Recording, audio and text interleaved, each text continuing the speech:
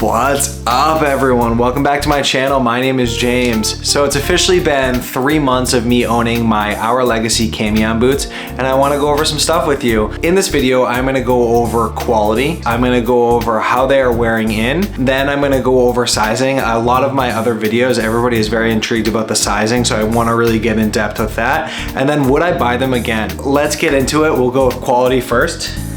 So as far as quality goes, I really dig the boots. I mean, they are a designer boot, so I really want to press the impact that like a designer boot is going to be more expensive because you're paying for design than you are going to pay for if you're going to buy like a pair of Red Wings or if you're going to get a pair of like work boots. The quality is not going to be the same because it's not designed to last the same kind of way. They're not supposed to be as rugged. These are definitely more of a city boot than they are an outdoor boot. So as far as quality goes though, you can definitely see that they're wearing in really nice. You'll see that the leather is still holding up really well on there. I love the waving of the leather itself. I do have a little scratch right here from me, but these are mostly just things that I've done to the boot. The heels are doing well. I mean, I have slight heel drag, but they're awesome. I mean, I think for the price, if you take care of them and you treat them like a dress shoe or a dress boot, there are something that you're gonna have for quite a while and you're gonna really enjoy them as long as your style continues the same. In my last video, I'm sure you noticed that there is some splitting right over here. It almost looks like what happened is when they were putting the welt on, they were painting over the sole with the black kind of polish or whatever, and it got onto the boot. So you can kind of see where the separation between the boot and the midsole are, and it looks like that this color is definitely like a treated color, so it's not like a naturally tanned calfskin. I think it's got like a little bit of a painting over it. I'm not 100% sure. So that's like the only kind of caveat I have with these as far as quality goes, but I think for what they are and for what you're supposed to be using them for, this is an amazing boot for its quality. It's made in Italy. I believe the previous versions were made in the United States. It's got full Vibram soles. It's got really beautiful Riri zippers. And then the leather itself is considered to be like a vegetable tan calfskin. So I like vegetable tan calfskin because it's gonna be the most, I guess you'd say, organic. Nothing about dyeing something is going to be organic, but it's gonna be the most organic version. Let's get into how they're wearing in. So that's the thing that I was most excited about. As my last video was, I was watching a few people's videos and I just loved the break-in period. It looked like the shoes itself were just really holding up well, but they were getting like a really beautiful patina. So you'll see around here, you'll see it's kind of folding down. It's from like me wearing it and kind of the spend.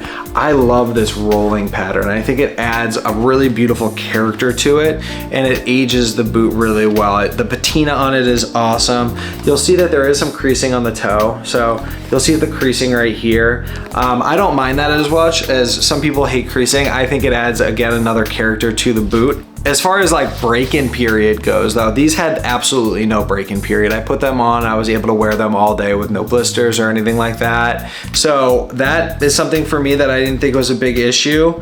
I really like these boots and I'm really happy that I've gotten them. As far as like the insoles go, there's still a calfskin lining. So the lining itself is calfskin. So if you look at the breakdown, so this is actually kind of an interesting thing if you guys are ever interested in knowing what the leathers are. So this part right here will actually, I believe it's required by the United States. So this sticker right here, it's hard to see, will actually tell you what the hide is. And then there's like a thing you can go online and it'll show you like what each one means.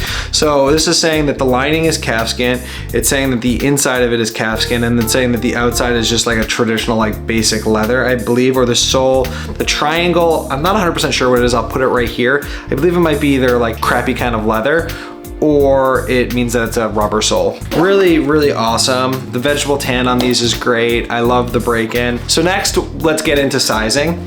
So sizing was the biggest opportunity that everybody had. I understand that a lot of people are buying them online, and I was fortunate enough to be able to go into the store and try them on. So I'm gonna give you my sizing in pretty much everything right now, just to give you an idea. So I am a Nike size 9, I'm an Adidas size 8. If I'm wearing Aldens, so Aldens on, I believe it's the Vast length, I'm a 7.5 on that.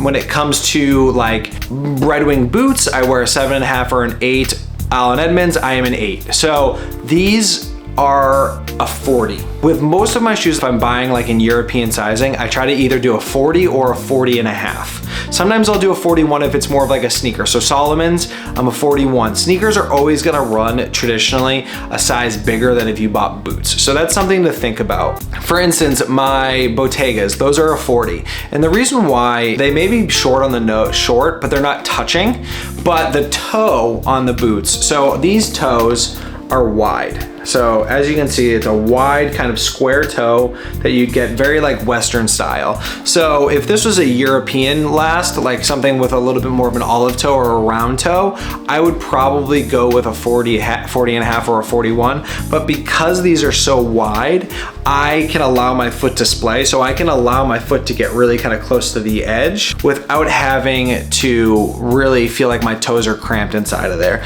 So I recommend, from a personal level, going even smaller. Like, so if you're a 9, go with a 40. Even though you know people are saying true to size, go down a size. Personally, I went with a 40. I can do a 40 and a half, but my true size, I think, for boots is about a 40.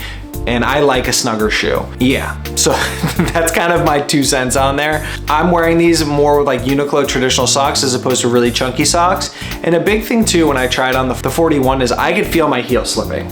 So I could feel the slipping in my heel, and I knew that was gonna drive me absolutely gonzo. These don't have laces. So this top part here is wider than I'm used to from a personal level. The side zip is up here, so it kind of flares out a little bit. So you'll notice that it's like it flares. And that's so when you're going downstairs or you're walking, it's not gonna just destroy the boot. I like a snug shoe, so I went with a 40, and I have no slipping, I've had no issues. I've worn these for 8-hour days at work. I've worn these for 8-hour days at work going out at night. So I think the size I got is the proper size, but go with whatever you feel is the proper thing to go with. So last thing, would I buy them again? The answer is yes.